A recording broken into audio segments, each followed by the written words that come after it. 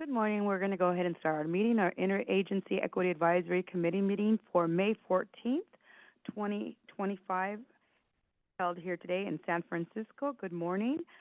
This is for the California Transportation Commission, California Department of Transportation, and California State Transportation Agency. Today is Wednesday, May 14th, 2025, and I will hand it over to Justin. Thank you, Chair. I'll begin by calling the roll. Carrie Akimi Hernandez. Here. Lisa Marie Alvarado. Martha Armas Kelly. Here. David Acevedo. Abamel Chavez Hernandez. Ana Gonzalez. Present. Gloria Huerta. Naomi Iwasaki. Present. Peggy Martinez. Thank you.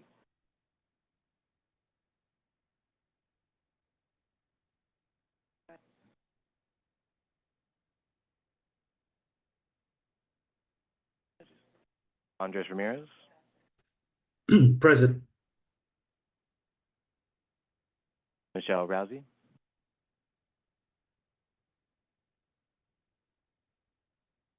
Lauren Simon.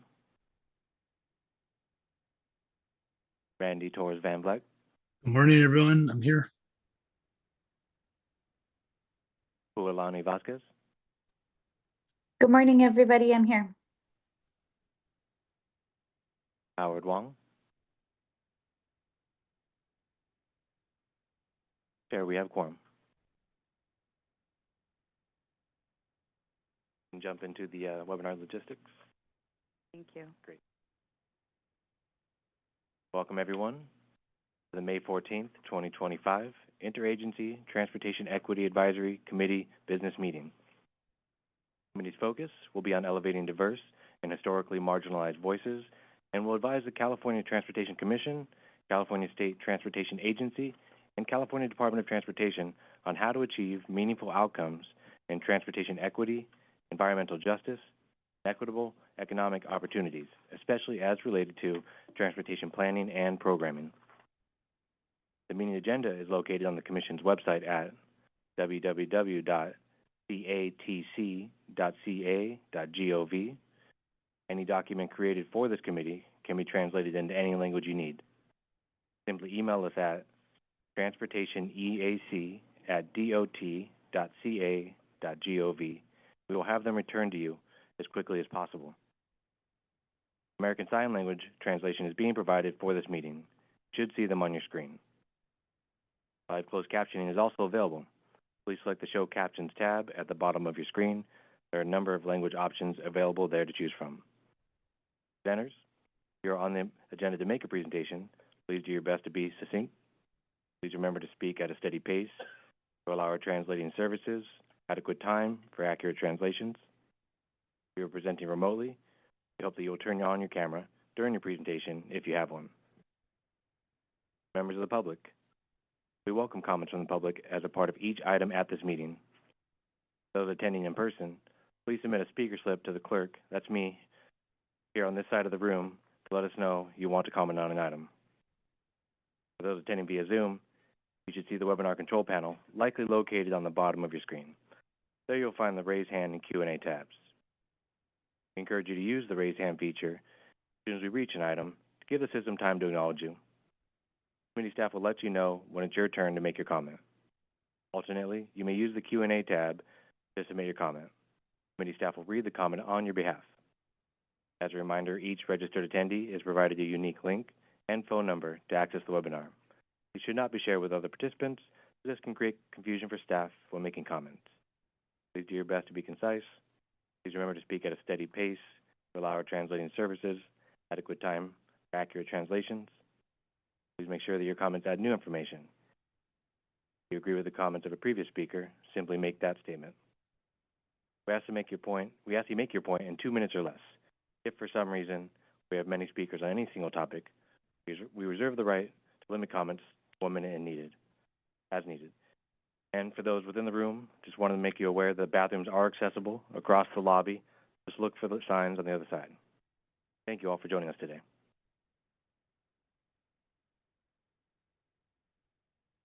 Thank you, Justin.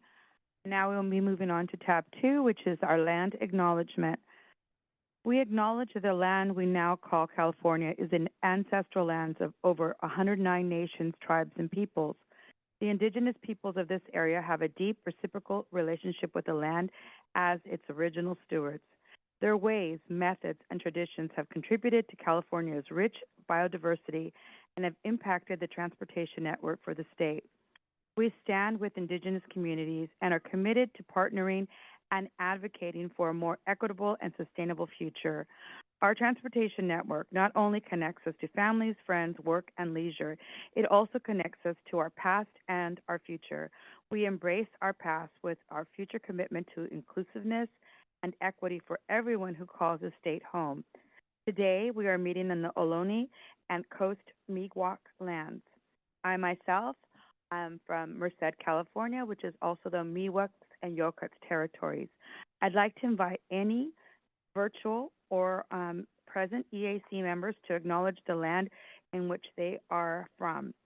But before we do that, I'd like to go ahead and give a minute to our Vice Chair to talk a little bit about our slide, and I'm going to go ahead and ask for a slide of our Missing and Murdered Indigenous People Awareness Month. Thank you so much, Vice Chair. Can everybody hear me okay? All right, awesome. Thank you so much, Chair Armis Kelly. In May we acknowledge our Missing and Murdered Indigenous People Awareness Month. And so as we all know, transportation plays a big role in our missing Indigenous women since it's very intersectional. We have yet to collect all the data since, as we found out recently through a recent bill that our Assembly member from Assembly District 45, James Ramos, initiated the search to collect data of the Indigenous women that have been missing and murdered throughout the state of California, to find out that the police departments don't collect data from our Indigenous women. And so a couple of years ago, he passed a bill to enforce that police departments across the state start collecting this data, and also coming to find out that because transportation plays a very important role through the corridors where a lot of this trafficking happens, it is important that this committee and all the agencies across the state acknowledge that we need to do better in making sure that our women are safe, but most especially our Indigenous women. And so I bring this to everybody's attention, that we do a better job in addressing this issue, and that we uplift the voices of women that have gone missing for a very long time. So thank you so much for allowing us this time to speak about this issue. Thank you, Vice Chair Ana Gonzalez.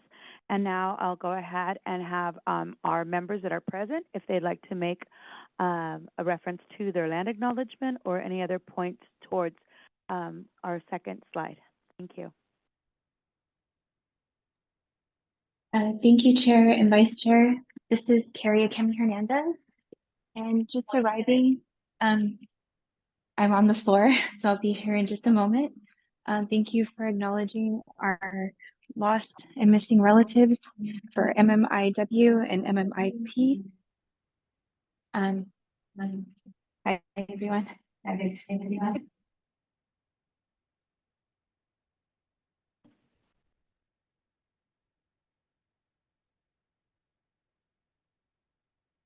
Oh, she's here. Okay. Well, thank you. We're so happy that you're here. All right.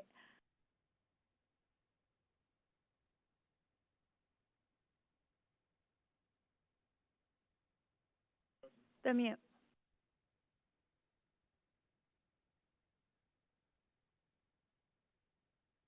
Can you hear me? Yes. This is Carrie Akemi Hernandez. Thank you, Chair and Vice Chair. Thank you for acknowledging our missing and murdered Indigenous women and persons. I will leave this here as just having them with us today. And I'm on Ohlone and coastal Miwok land, and I live on Patwin, Wapo, and Miwok and Ohlone territory. Thank you. Thank you. Would you like to share a few words about the movement? So movement that doesn't gain that our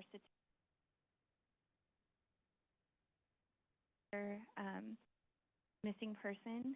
So whether it's on news or in law enforcement and other things, that data is really helpful to us. And more importantly, it's prevention and awareness.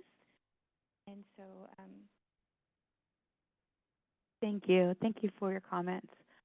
We're going to go ahead and continue. I thought you were online, so I stand corrected. You're in the house and in the room. So thank you very much. And we're going to go ahead and address member Lisa Marie Alvarado, please, and thank you. Hi, hello. I come from the Central Valley, known as Yokoch territory, but I like to shout out the Wukchumni Yokoch territory, very close with those elders, Darlene Franco, really rich in basket weaving. So if any interest, also prevention is just acknowledging the beauty and the richness that comes from culture current day. Thank you. Thank you. Member Howard Wong? So good to finally see you.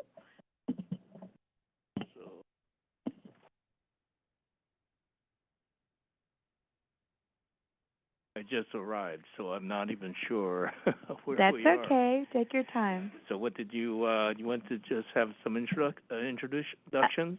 We were just asking if you would like to acknowledge any native territories or your peoples on the territories in which you reside, and any comment in regards to the missing and murdered Indigenous women. Well, we, of course, very rich history, and there are tremendous lineage of peoples here in our area, and you know, obviously something we need to acknowledge and respect.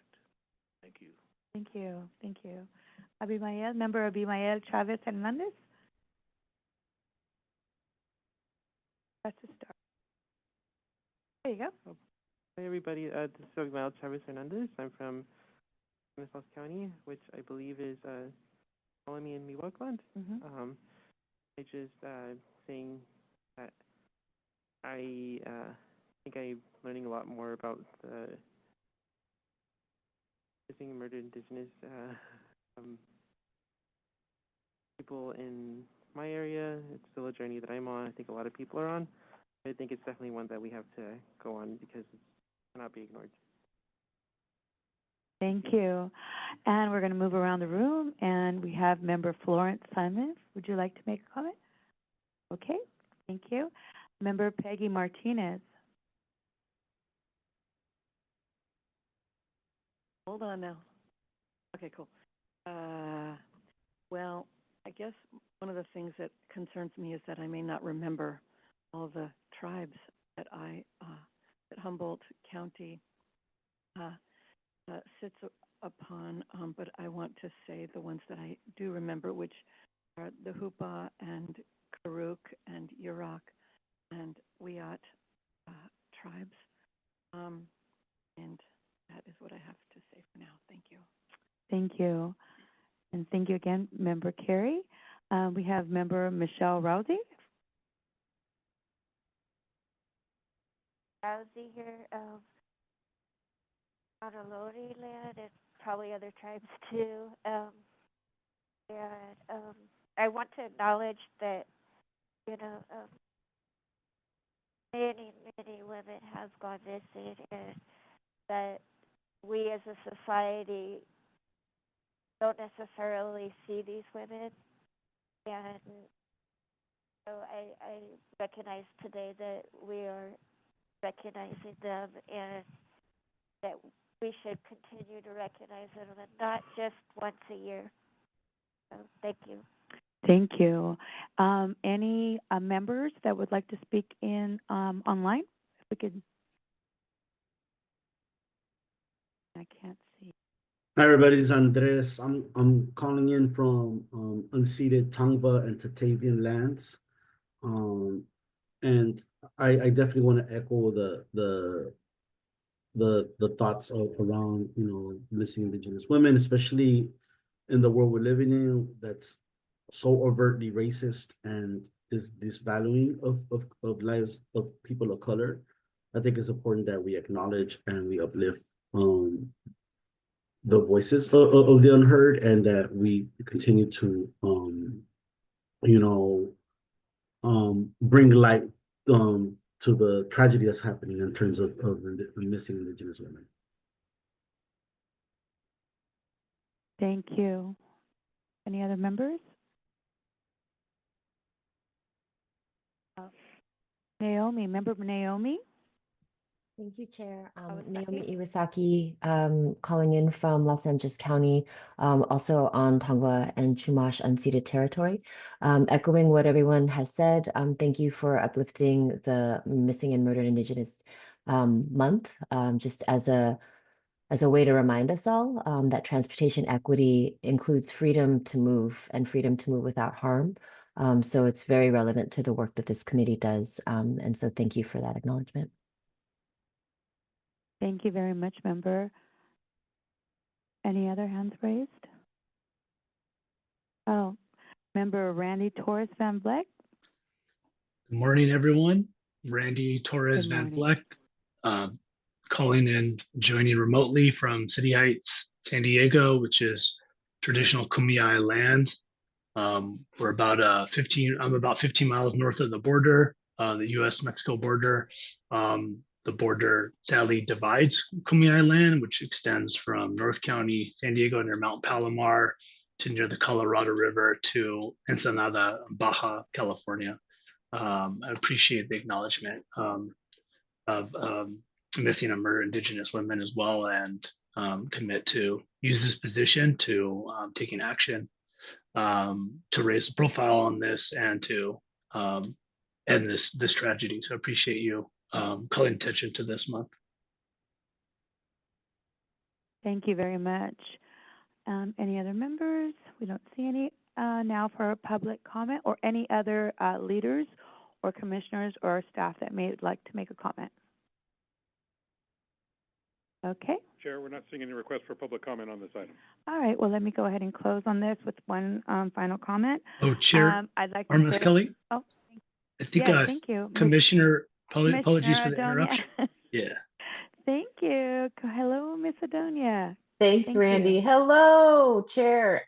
So happy to get to join you all virtually today from traditional and unceded Tongva territory, not too far from Andres. And just wanted to uplift a story that I think some of us are familiar with, but I always love to try and bring it into CTC space, about an Indigenous woman named Modesta Avila, who lived in San Juan Capistrano, which is the town where I'm from, traditional and unceded Ahashiman territory, down between LA and San Diego. Modesta was mestiza, so mixed, European descent and Indigenous descent with Ahashiman heritage. A woman who lived near what are now the railroad tracks of the Lausanne corridor. And when those tracks were being put in place by private companies back in the 1880s, she did a symbolic protest of hanging a clothesline across the tracks to, I think there was also a note that said, you can't put this next to my family's home. And for doing that, she was convicted of a felony and was sent to prison. And she was actually the new county of Orange County's first felon. And she died in jail in 1889, still as a young woman. And so, yeah, Modesta Avila is her name. And I think her legacy is something that just really matters to me, because I was born like a few feet away from those railroad tracks. And I think that her story, helps for me to just define what transportation equity and mobility justice are trying to address in the California context. And really appreciate this time for uplifting, in particular, the stories of murdered and missing Indigenous women. So thank you. Thank you very much, Commissioner Lugo. Again, I just wanted to close with saying thank you all for your comments. They're much appreciated. We need to really, like Vice Chair Ana Gonzalez said, we need to do better. But I also want to recognize that what we're facing goes beyond just women. It also goes into children. And for many of us that are not even aware that, when we say Indigenous, we forget that we are many Indigenous peoples. And it's important to recognize that. We have women from Juarez, we have women from Canada, we have women from Asia, and even in our Central Valley, we have many women that are Southeast Asian, and they're Indigenous. And we need to recognize that there are many, many women, and as mothers and givers of life and the nurturers, they come with children, and unfortunately, those children also get caught in the slaying and murder of these peoples, including myself and many others that are akin to these folks and kinsmen. So I'd just like to say thank you for doing that and bringing that to attention. And now we're going to move on to item number 3, which was our public comment. No one has said anything, and from there, we're going to go into the adoption of our March 2025 minutes. And Justin, if you could do us the honor. Thank you, Chair. Tab 4, the meeting minutes, the March EAC meeting, March 11th and 12th EAC meeting. Staff recommends your approval. Any motions? Yes, Member Michelle Rousey. Thank you. Second motion from Carrie Akimi Hernandez. Make the motion to approve. Thank you. Thank you. And we second the motion for approval with Carrie Akimi Hernandez. So all those in favor? Aye. Okay. Any nays? Okay. With any abstentions from voting? With none being heard, we'll go ahead and unanimously approve the minutes. Our next item is our interagency updates, and we'll move that with Carolyn Abrams. Thank you. Thank you, Chair. Thank you. And let me go back and make sure that we are giving an opportunity for anyone to comment on the approval of the minutes. Chair, we're not seeing any requests for public comment on that item. Thank you. Thank you very much. And we'll go ahead and go back to tab 5, which is our interagency updates with Carolyn Abrams. Thank you. Thank you, Chair. Good morning, everyone. So next slide, please. We have just a couple updates for you all amongst our staff team. First and foremost, what we want to draw your attention to is a scheduling adjustment for the 2025 calendar. So we've added a business meeting today, which we're currently at, and we've also added a business meeting for the committee to the December meeting. And with that, we will no longer be holding a business meeting in July, and that will allow us to have the summer months to get subcommittee work underway. And with that, once subcommittees are formed and the membership is determined, we can work with those members to figure out scheduling and when folks are available. But with this adjustment of no longer holding a committee meeting in July, that will free up some time for us to focus on subcommittees. So that's the largest change reflected here on this slide. So our next full committee meeting will be in September, followed by the one scheduled in October and the one in December. This is also reflected on the website, and we'll make sure that all of the members have the appropriate calendar invites and the updated information. The other update that we just wanted to share with you all today is that the governor is releasing the May revised budget. So updates will be provided at tomorrow's commission meeting. If anyone is interested in tuning in, you are welcome to do so. That will happen following the equity update. It should be tab 15 on the agenda.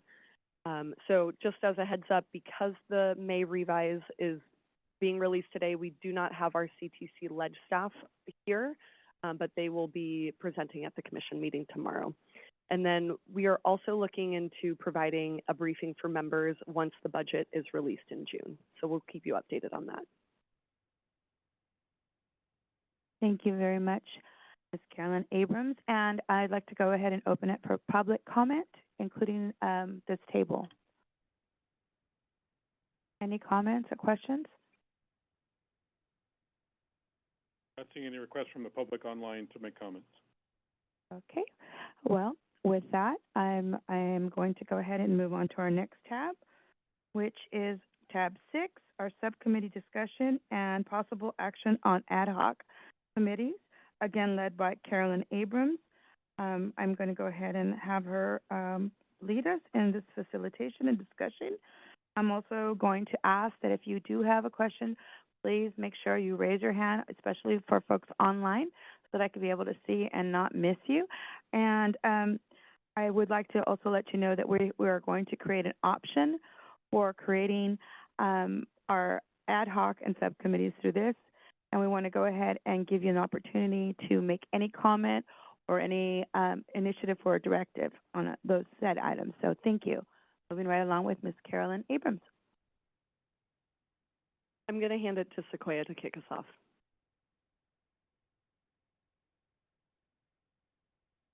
Thank you so much, Chair. Good morning to everyone. Wonderful to be here with you today.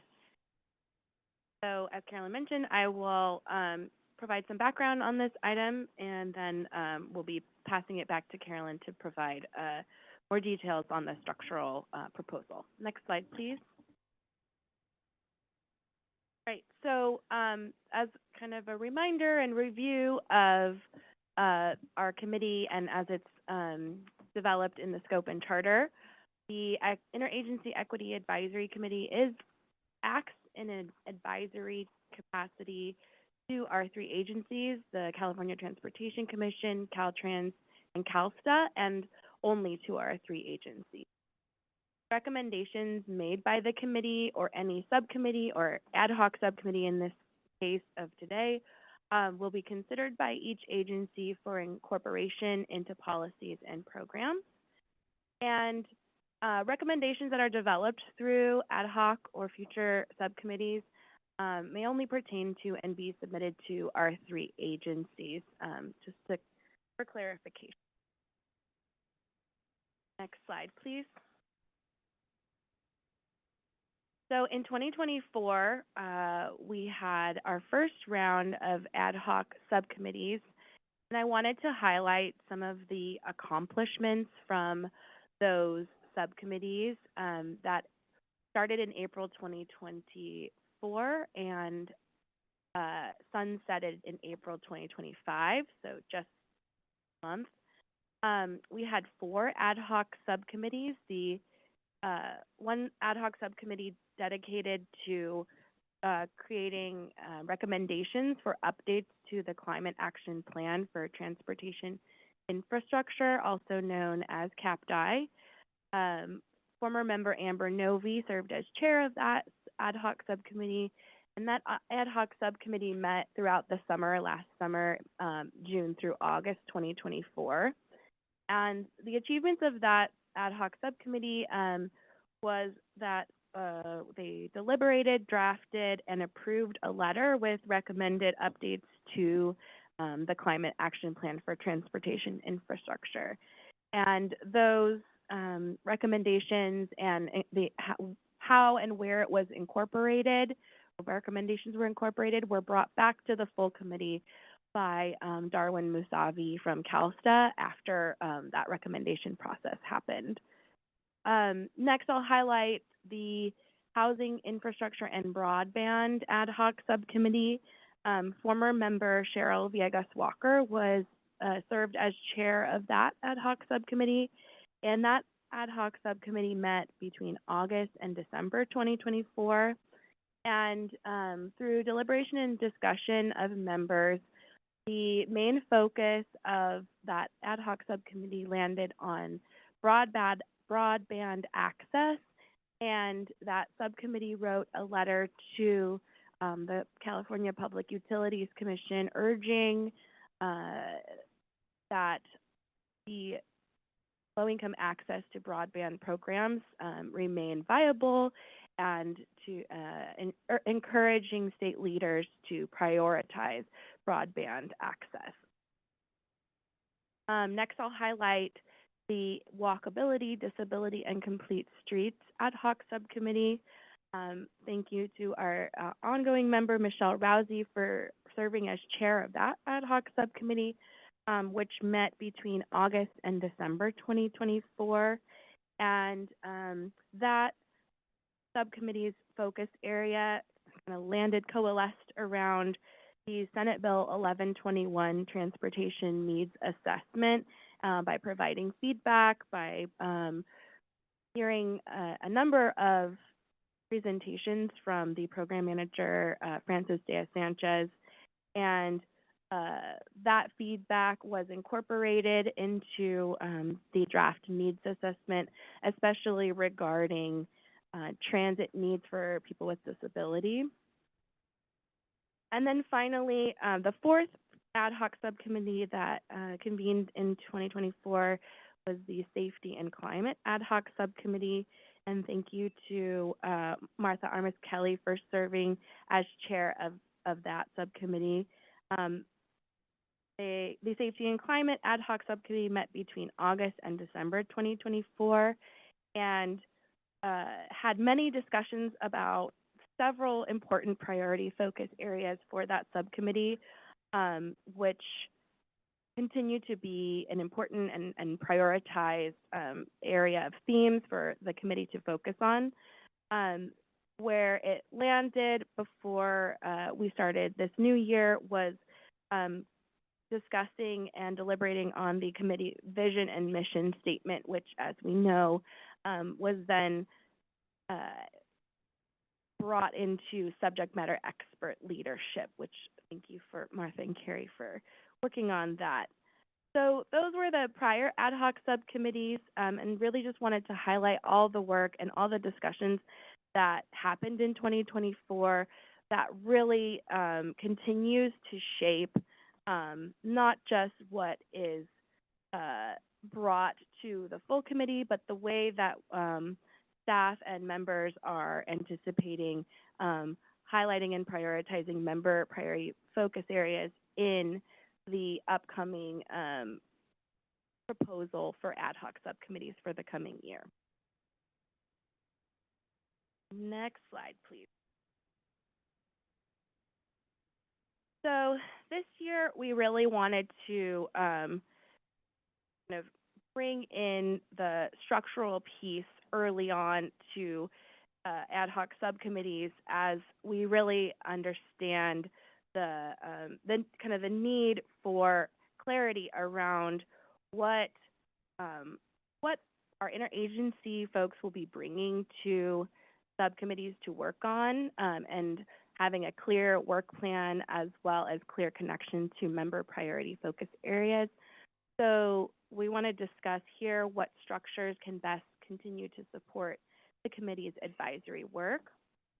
Next slide, please.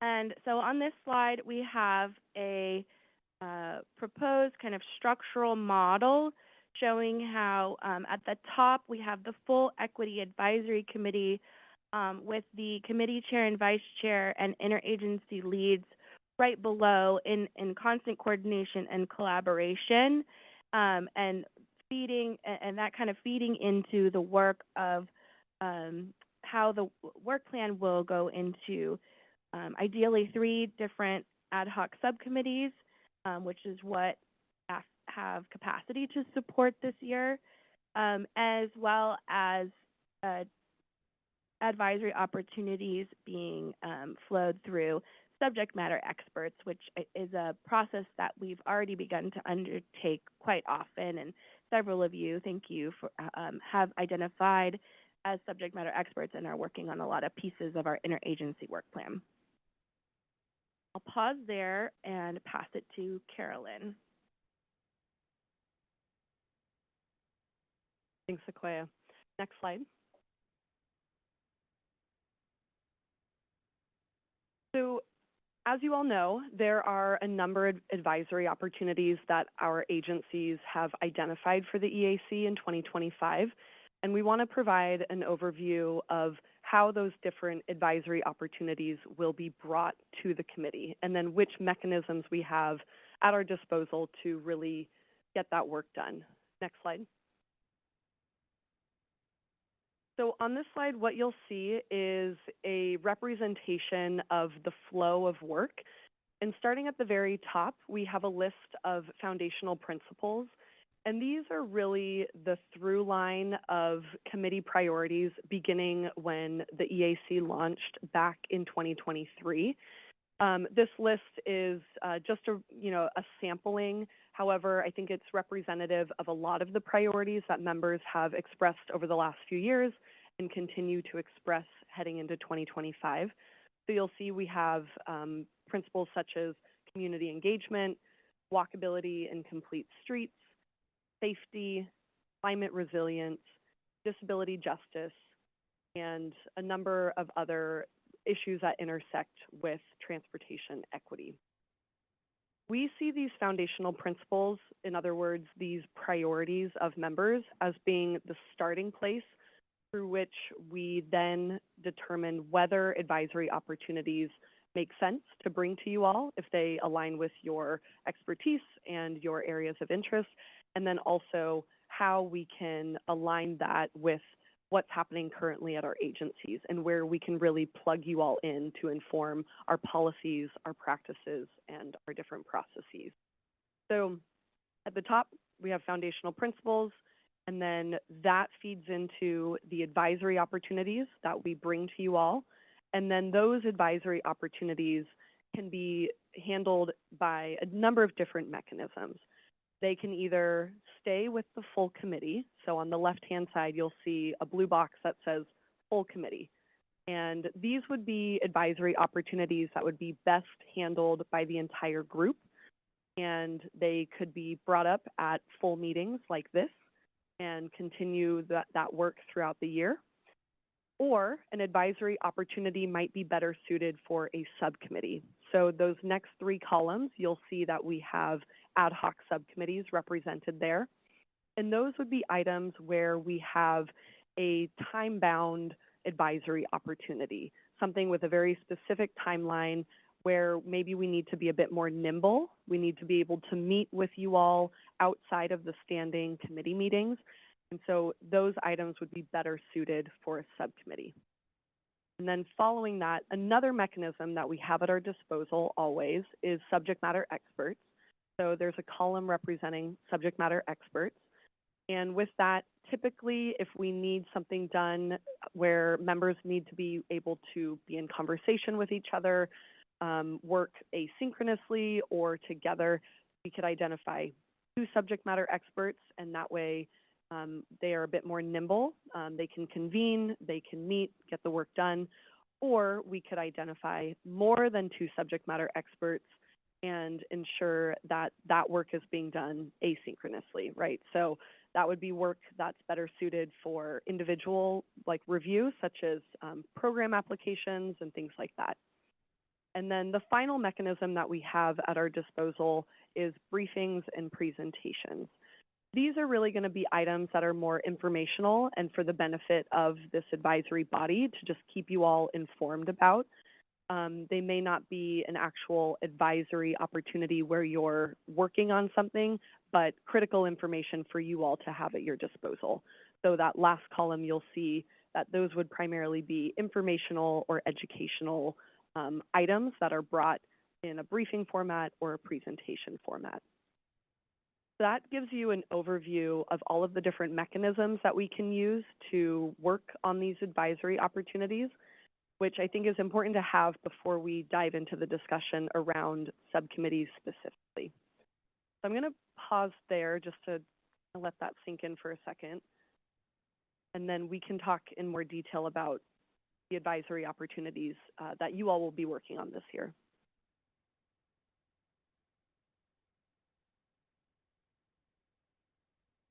Yeah, Chair, go ahead.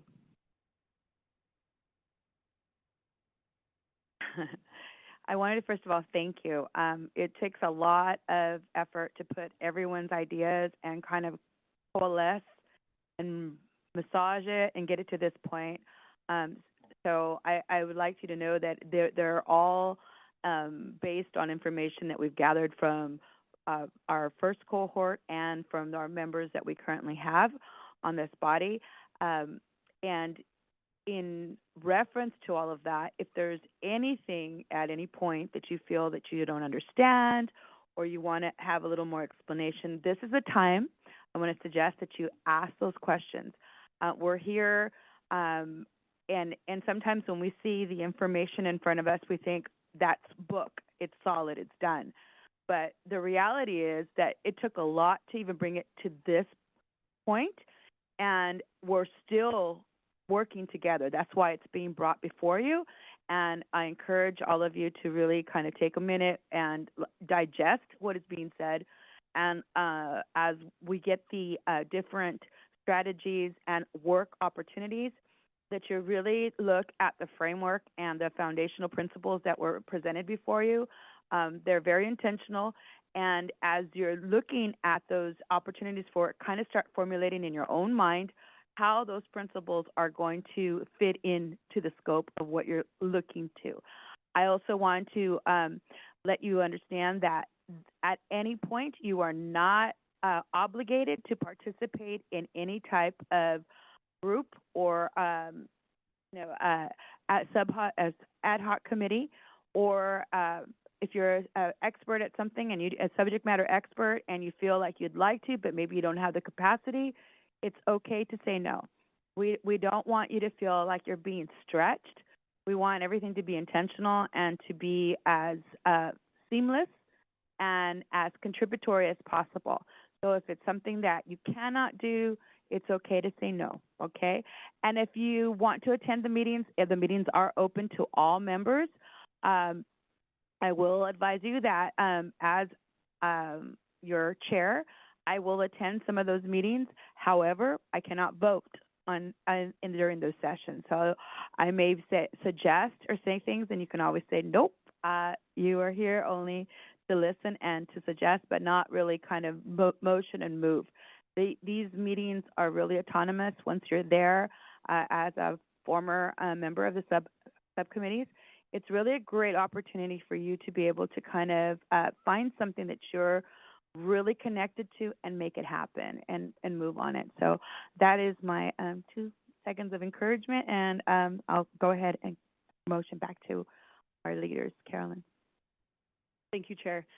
You make several good points that reminded me. I want to be really clear about a couple of things. So anytime an advisory opportunity is brought forward to the EAC, and then it is determined which mechanism it is then taken up by, whether it's a subcommittee or subject matter experts or the full committee, everything will always start and end with the full committee. So nobody will be left in the dark. If something is being brought forward by one of our agencies, it will be shared at a full committee meeting like this. It can then be delegated to a subcommittee or to subject matter experts. And then reports on the progress of that work will be provided at these full committee meetings. And any tangible outcomes of that work will also be shared with the full committee as well. So we'll always close the loop on that. And as Martha mentioned, there is an option if you are not serving on a subcommittee to still attend those meetings.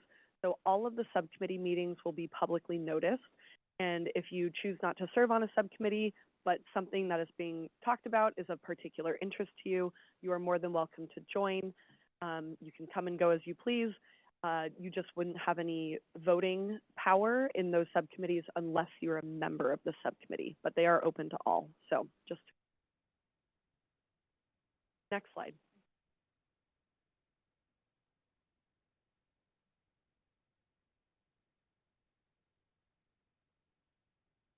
Okay.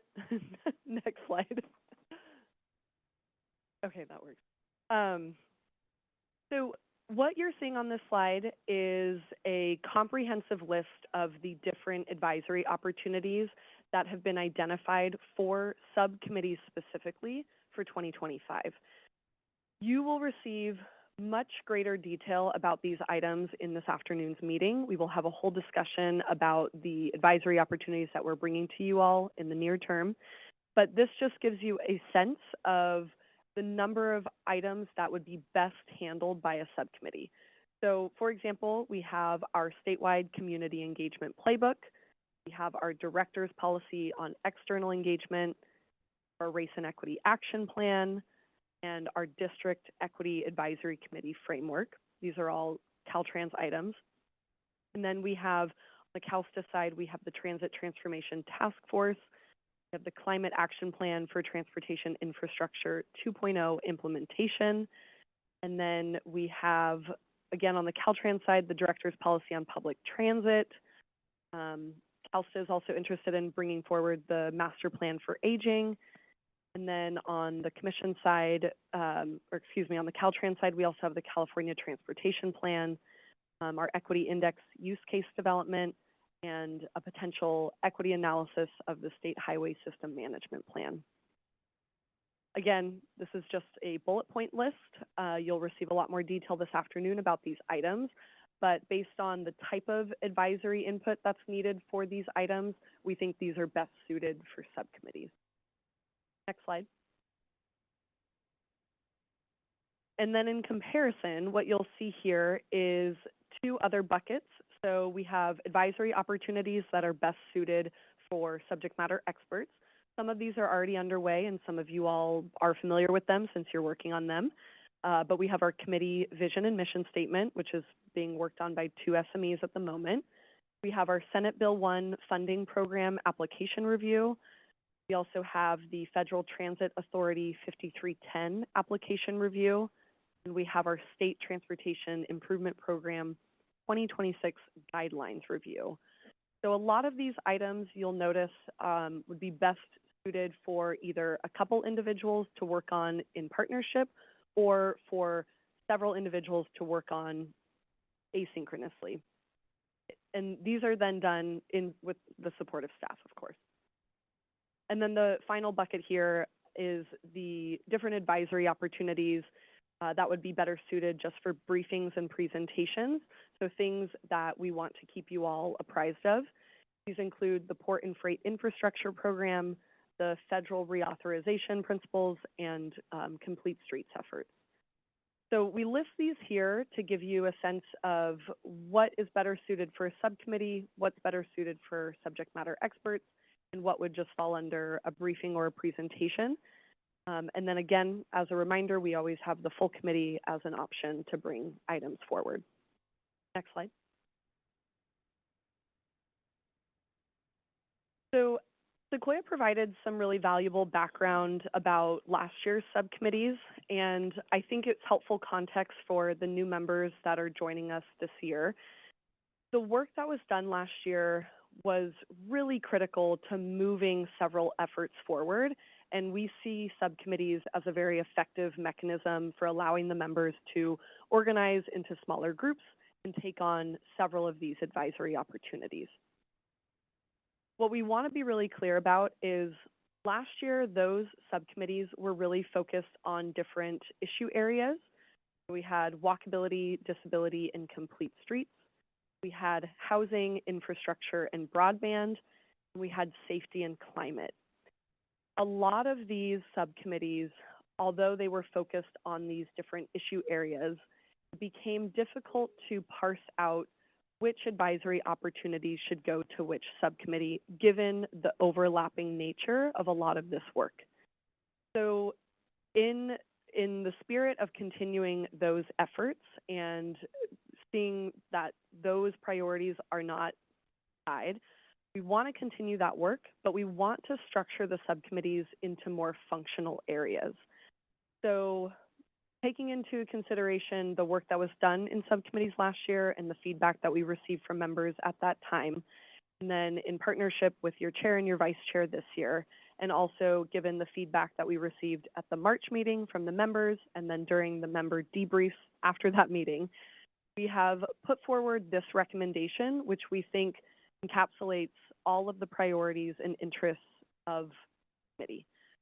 So we are recommending that the 3 ad hoc subcommittees for 2025 would include 1 focused on community engagement policies and practices, 1 focused on transportation planning and program guidance, and 1 focused on data implementation. So with this, all of these subcommittees would see advisory opportunities come through that intersect with the various different issue areas that the subcommittees were working on last year. But in a more functional way, we would be able to determine which advisory opportunities are best suited for which subcommittee. And then these would be ad hoc subcommittees, which would allow us to take action and create them now. But there's always a possibility of ad hoc subcommittees either being extended or made permanent. And in order to make them permanent, it would require an update to the committee charter. But it's something to keep in mind for folks that if you want to see how these subcommittees play out and if they're effective and useful and you want to make them permanent, that's always an option on the table. Okay. Let me pause there for any comments or questions, and then we have a few more slides after this.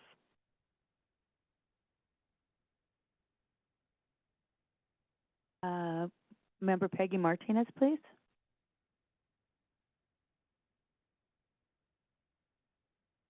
Hang on. Yes, it is. Thank you. Oh, it went off. Go ahead. No. Oh, there you go. No way I can tell. Anyway, for future, there's no button. Well, I don't want to, put the cart before the horse, but I do want to say a couple things about this. First off, I think that, staff does an incredible job of Excuse me, this is the organizing ASL interpreter. I'm not able to hear you.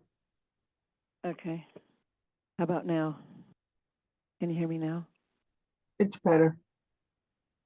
Okay. I was just saying, this is Peggy Martinez speaking, and I was saying that the staff, does an incredible job of organizing all this, and, taking our input and our comments and creating mechanisms for us to basically add value while we're here. So I was on the Walkability, Disability, and Complete Streets subcommittee last year, and we really didn't do much with respect to Complete Streets. We did some advisement, which I'm hoping is valuable. I just think that as we, continue organizing ourselves and as we create these committees, that once the process part of it can be very sort of voluminous and extensive.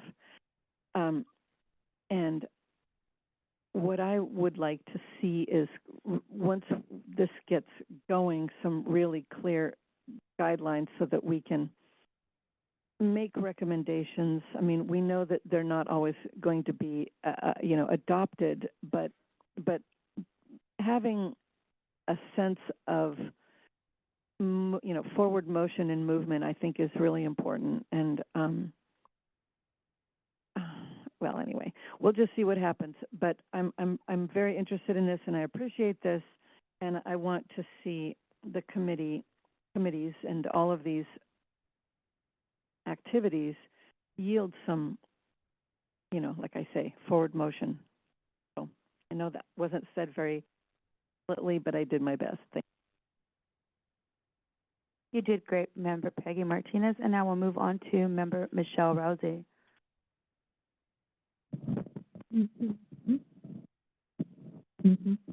You're on. Yeah, I know about it. Just don't want to have interference from. Right. Mm-hmm. Sorry, guys. I enjoyed the subcommittees last year, You able to and speak up? Excuse me, I can't hear you. okay, sorry. Is that better? Is that better? Okay. Yeah, it's just if I put it too close, it interferes. Yeah. Okay. Okay. There we go. I enjoyed the subcommittees last year, and I agree with Peggy. And I love that the staff has like broken it down a little bit, um, with what the new subcommittees will be engaging in, and just encourage that how to say it, that when it's brought to each subcommittee, that it's brought in a way that we can work on it in a way that is implementable and that can promote engagement in a way that works. Um, because I agree with Peggy on that. We didn't get to the complete streets part of our disability walkability committee. That's because we were focused on the working with the state on the implementation of the sorry guys. But I just think we there's so much that we need to do and so much that we can do with equity issues that um I don't want to get so strung out with what we're doing that we can't actually accomplish things. So I just want to bring that up. Thank you.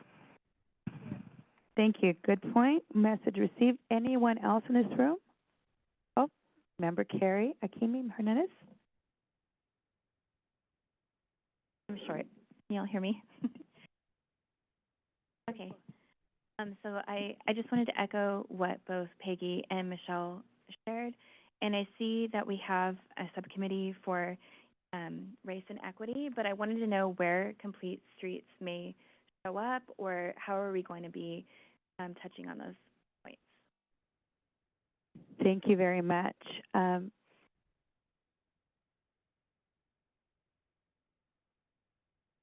All right, any other? Yeah, Ms.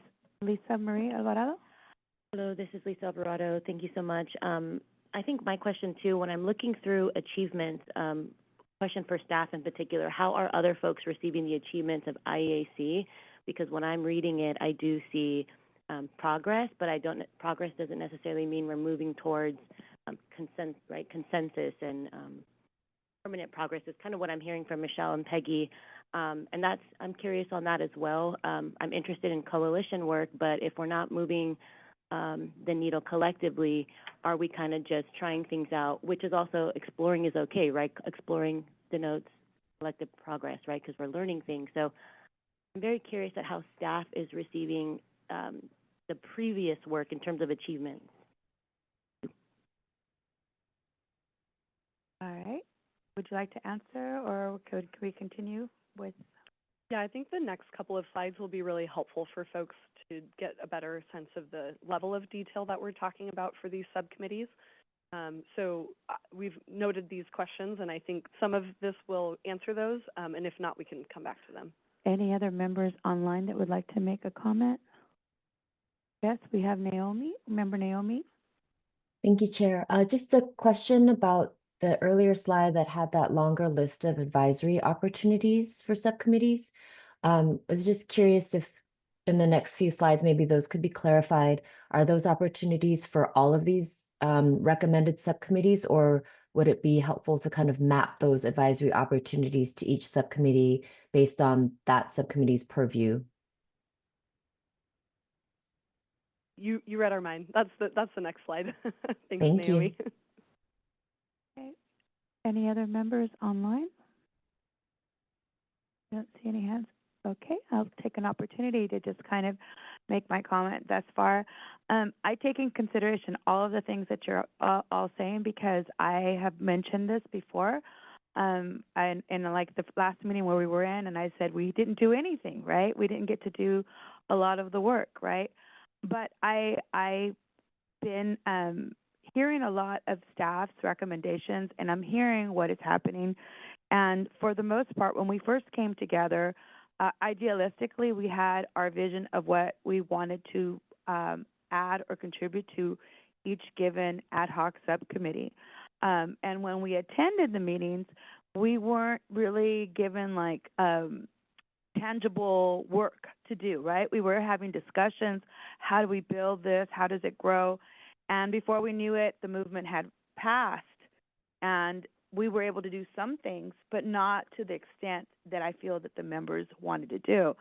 So with that thought, I kept thinking, how can we better serve our positions as EAC members and also contribute to the Transportation Commission, which is really where we're trying to meet the work, the need, right? So in looking at this table, there's some components that are missing. And the missing components are our vision and mission statement, which in all fairness, it's not included right now because we're still in the works of bringing that forward. But I see it as three-tiered. So first of all, you would have the vision and mission statement, and we would present that to you. You'd read it, you'd get to feel it, accept it, work on it, make it tangible. The second part is this table, which has our founding principles. We really have to look at those founding principles. And even though myself, I was harping safety and climate, and I kept pushing that because I was so afraid that it was going to get taken away. But if I really look at every aspect of the work that's being asked, safety and climate is inside of all of those components. And if I really look at walkability and the need for walkability and complete streets, it's in a lot of the work that's being presented for us. So if we look at it in the sense that we have those founding principles, and those are our guidelines, sort of the matrix that we use as a purview or vision when we get the work. So you get XYZ project, and you look at it and you say, does it align with our vision? Does it align with the mission?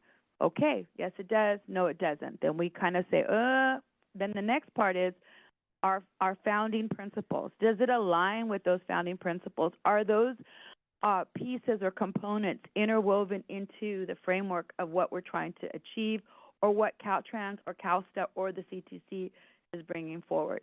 If it's not, then this is our opportunity to really elevate and make sure that those components are included. How can we increase community engagement? How can we increase complete streets? So if you're looking at it that way, it's not so abrasive, because at first for me it was very hard for me to swallow. I thought, they're taking away something so important, so intrinsic. Then the next part is actually looking at another part that I think is very important. And I don't have the name for it, but I do know that it was a project that was started a while back in October, and it was presented to me. And it was a timeline which gave you reference as to where each individual project is. So for me, if I'm going to go and sit and spend time and really analyze something, I need to know where the project is. Is it in the inception of the project? Is it already funded? Is it an idea? Is it a pipe dream? Is it something that is going to happen? And if it is already happening, where is it at? Is it already in provision where it's already been funded, they're already moving on it, and really what I say as far as community engagement may not be as impactful?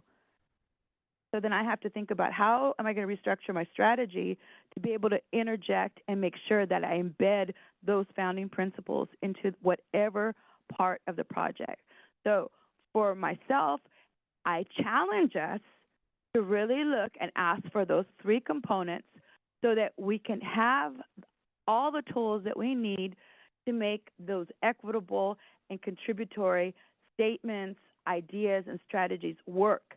And that's where the tangibility comes, and that's where the movement comes, because now we have all the tools to make those opinions, decisions, or impositions, or asks, or requirements, however you may look at it. But if you don't have all those pieces, it's rote and futile, for us to try to say, yeah, we're excited, we want to do this, and it's like, oh, it's already been funded, so you're not going to be able to do this. Then it's like, what, and you feel like you're not really given an opportunity. So to be able to contribute, we have to have all those tools. So that's thank you.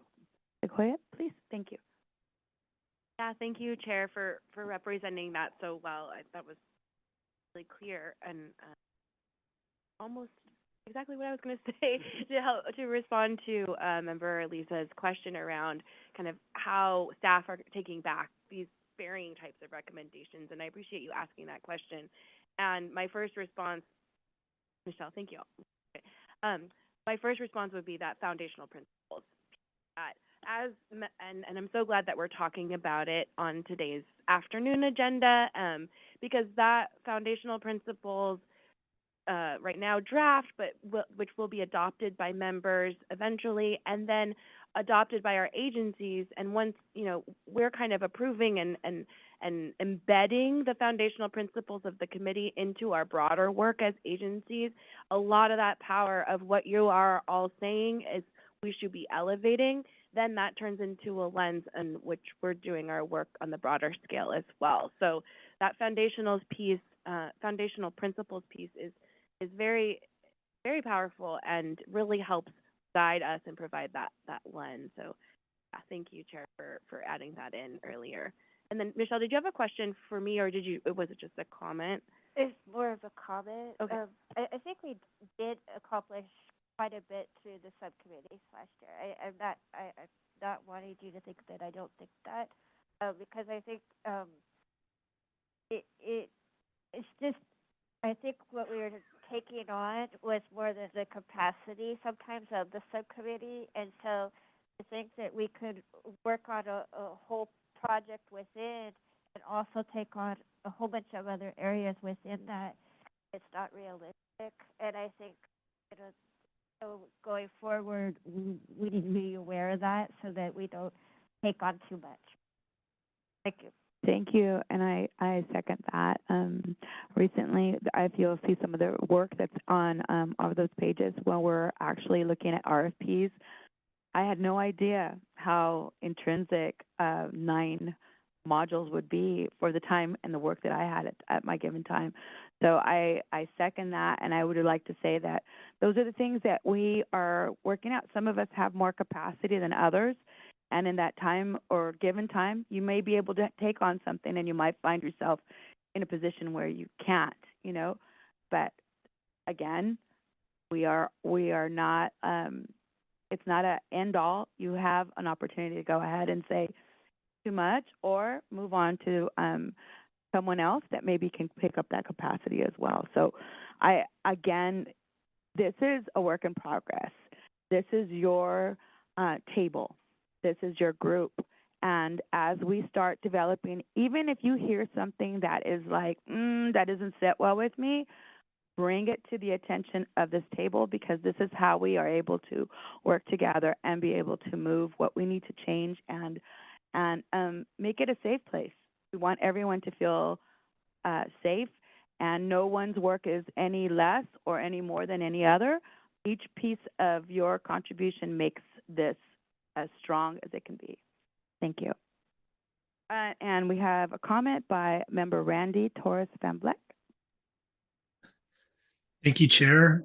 Thanks, staff, for taking the time to thoughtfully put this recommendation together, and appreciate you offering the briefings with the members to roll this idea out. Also wanted to thank all the folks that stepped up and shared the subcommittees during the previous term, and all those that joined the subcommittees. I think the subcommittee approach we've come to realize is essential for getting a lot of this work done, right? Because as an EAC, we only meet about 5 times a year, and with all the work that needs to be done as laid out by these different ongoing planning opportunities, that doesn't give us enough space to and time an opportunity to meet to discuss and provide feedback on the plan. So I think the subcommittee approach overall has worked well, and I think I do like this the way it's laid out here, way that some of the work can be delegated in these themes: community engagement, policies and practices, transportation planning and program guidance, and then data implementation as three standalone subcommittees. I think it's a good way to delegate and demarcate some of the work. And I think tying it back to the list of ongoing planning processes that were shown in the previous slide is going to be crucial. So I agree with fellow committee members that shared that. I think another layer to add is the timeline and the status of each of those planning processes, so you can ensure that each of those subcommittees is influencing plans at the right time. Right, we recognize that they're all going to be at different stages, but I think that's an additional layer to add is what's the status of them, of those different statewide planning efforts. And I like that approach for delegating the work. I think it's going to make it a little bit more clear as we move ahead that it's clear which of the subcommittees will be responsible for those statewide planning efforts. So thank you. And I look forward to seeing the next slides, which sound like we'll dig in a little bit more deeply into that.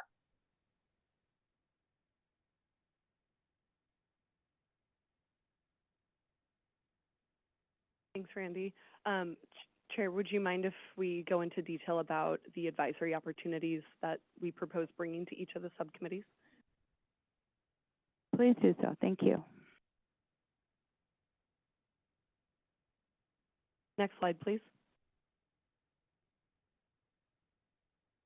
So with the three subcommittees that we've proposed, we have identified which of the advisory opportunities would be best suited for each of those subcommittees. So the Community Engagement Policies and Practices Ad Hoc Subcommittee would focus on the agency's community engagement policies and practices. So we foresee that this subcommittee could undertake the following opportunities for 2025.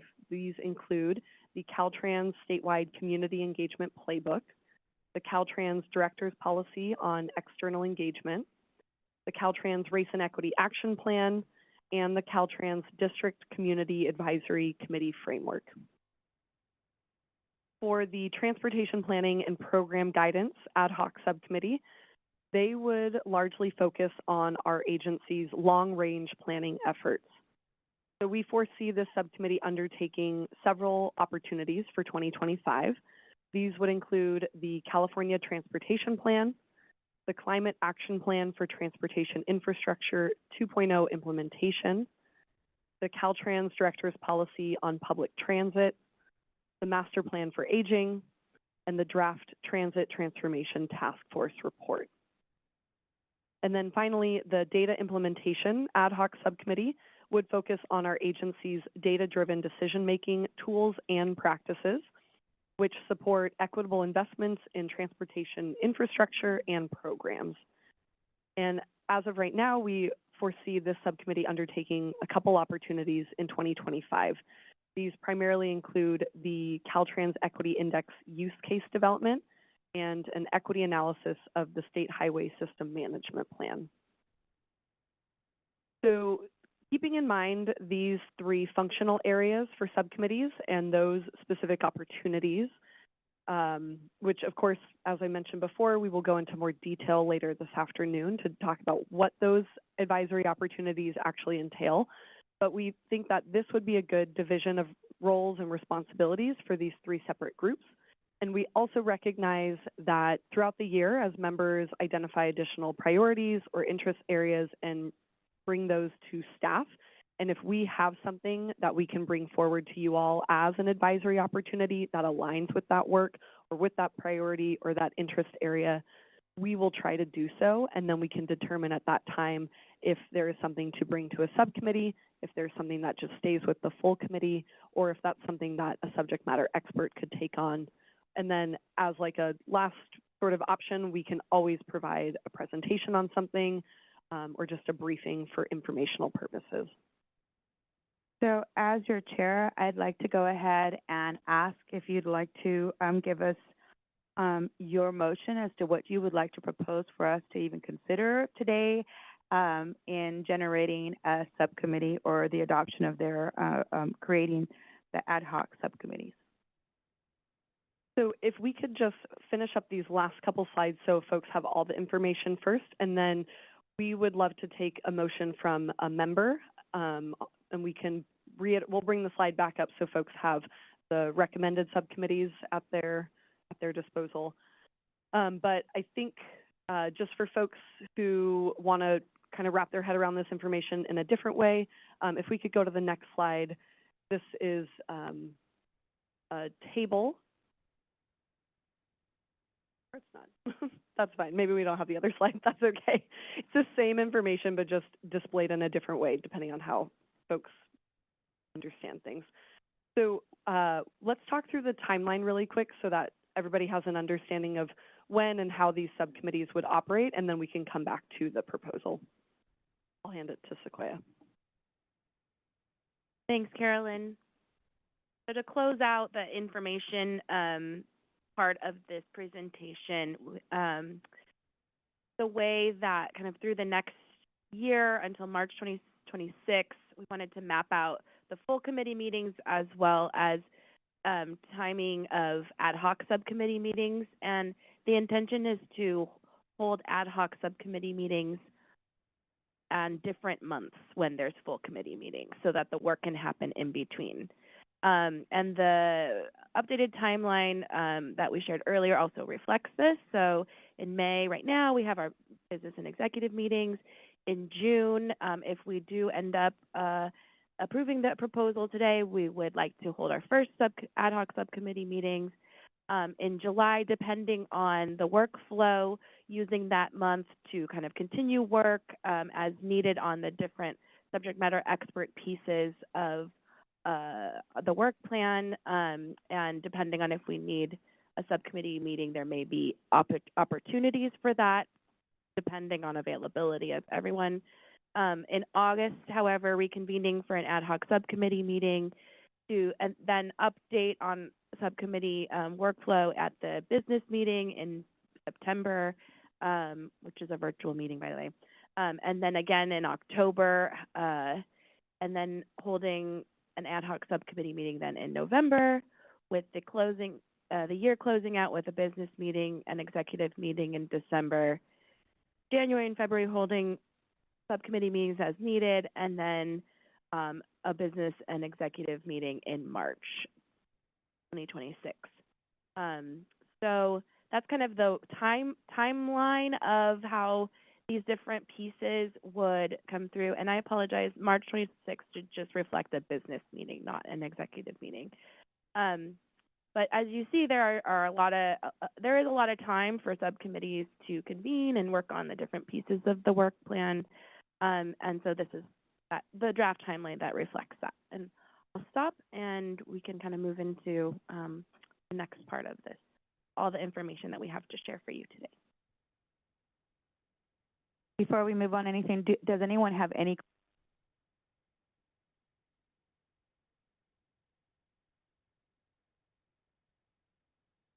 Okay, seeing no questions. Anyone in the audience or online with any questions?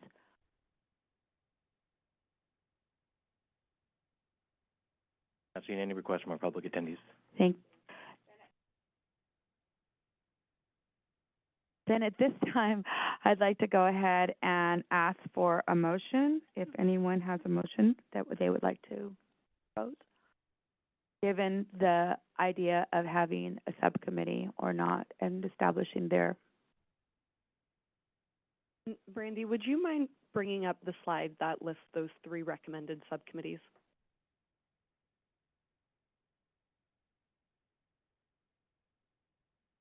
It should be. I think it was two back. Two back. Mm-hmm.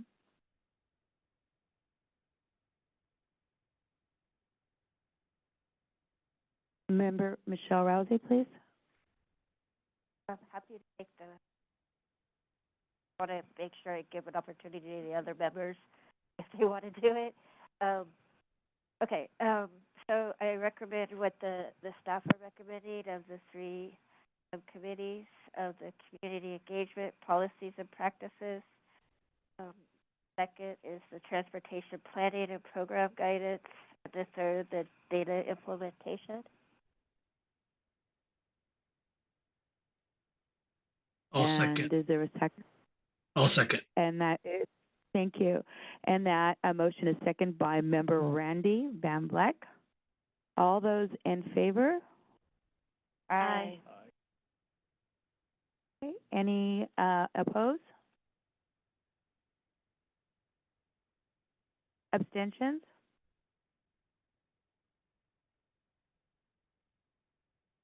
Thank you. Well, with that said, we have approved for the three different ad hoc subcommittees. Again, I want to remind you that this is just a portion of the work that we're going to be looking at. We still have our vision and mission statement that we'll be working on this afternoon, as well as discussion in regards to the vision and mission statement. And I want to remind you that we also would like to get more information on that table that would allow us to have more information as far as what a timeline of each given project and where it is and where it stands. So thank you. Member Michelle Rousey, please.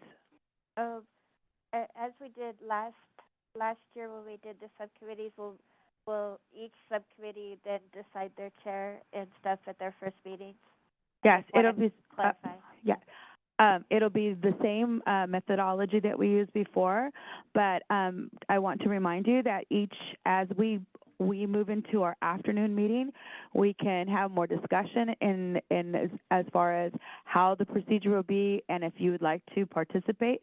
Once we have all the information, then you can decide and have a better understanding of whether or not it's something that you want to do, because again, when you don't have all the information, it's easy to say yes, but we want you to be as informed and equipped with what you need to make those decisions.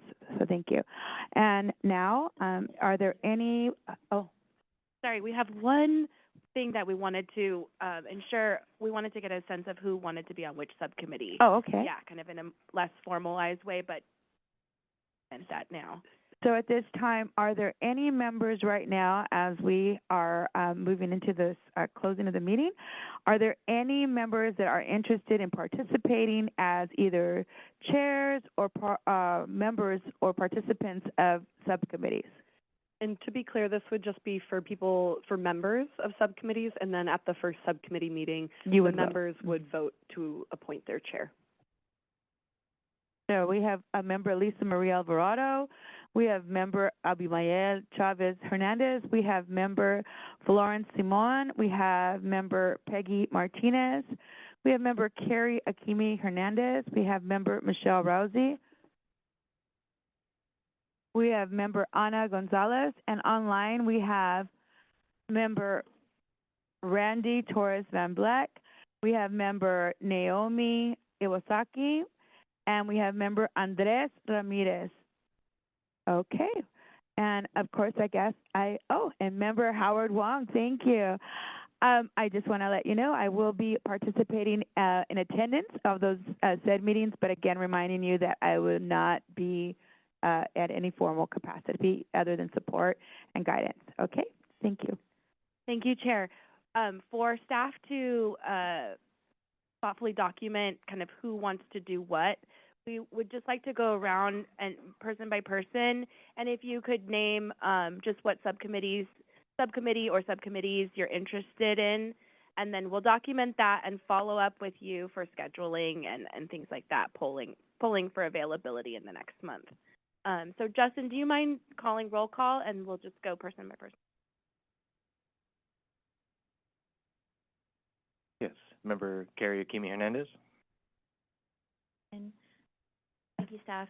So I'm interested in participating in all three advisory committees. Member Lisa Marie Alvarado. think it's done. Hello, I'd be interested in the community engagement policies and practices and the transportation planning and program guidelines.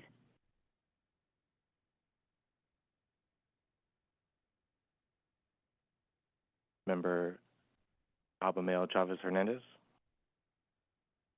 I'm interested in serving on the Community Engagement Policies and Practices Subcommittee and also the Data Implementation Subcommittee as well. Member Ana Gonzalez. Yes, I'm interested in community engagement and transportation planning. Member Naomi Iwasaki.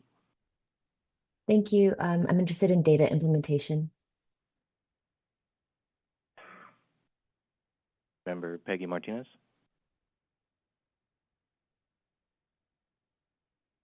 I'm interested in the long range and the, yeah, I'll just keep it at that. Member Andres Ramirez. Interested in community engagement and the planning committee. Member Michelle Rousey.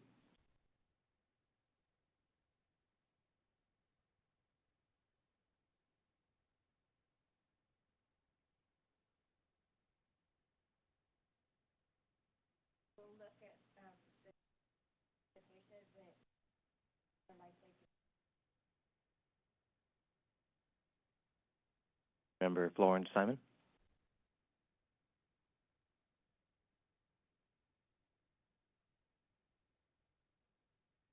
Member Randy Torres Van Vleck. Hi, I'm interested, most interested in the community engagement policies and practices.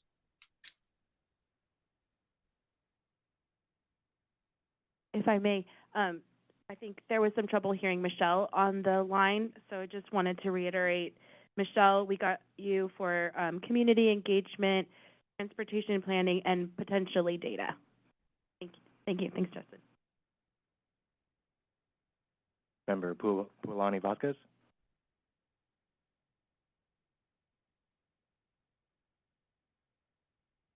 Member Howard Wong. Transportation planning.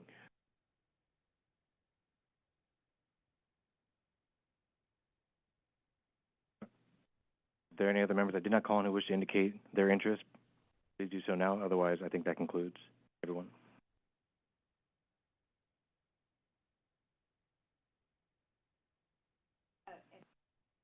And just for the record again, I will be participating in all three, but my focus will be on community engagement, policies and practices, as well as data implementation. Thank you.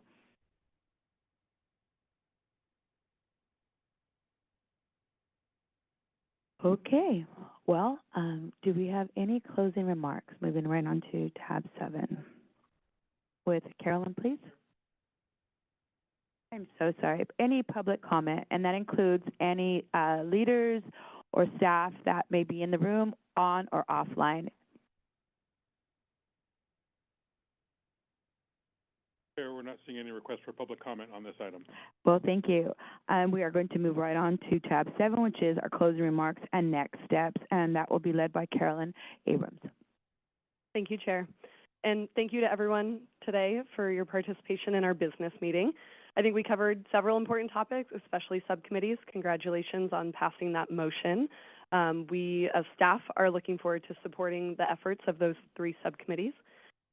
Just as a reminder, we have updated the schedule for 2025, and now in light of this conversation around subcommittees, we will have the summer months for those subcommittees to convene and start getting to work on some of those different advisory opportunities. So just pay attention to the adjustments, especially for the December meeting. We'll keep you posted on the timing of adding that business meeting. And the next time this entire group will convene, aside from this afternoon for executive meeting, will be in September, and that will be virtual. So thank you all again. We will reconvene at 1 p.m. for our executive meeting. We have quite a number of items on the agenda this afternoon. It'll be pretty packed, but I think we have a good discussion ahead of us, and I look forward to all of your participation. So thank you. I'll hand it back to you, Chair. Thank you, everyone, for your participation. Again, as we move forward into this next year, I encourage you to step up and speak up. We're all here, and at any given time, I've always pushed the idea of leadership that comes from this body. And I may not be here every day or every time that we are together, and there might be an opportunity. So if that's also something that is available, if you so feel like maybe you're not ready but you'd like to try, please reach out to staff, let them know, because there are times where we could allow you to lead portions of the meeting and feel equipped. This is also an opportunity that we know that many don't get to do in their home jobs or opportunities in the community. So we recognize that this is a great chance for you to exert that and feel empowered and really grow and be able to come back to your communities with that knowledge and that capacity. So thank you again. Great meeting, and our meeting is adjourned. Thank you. Thank you. Thank you all. See you at 1.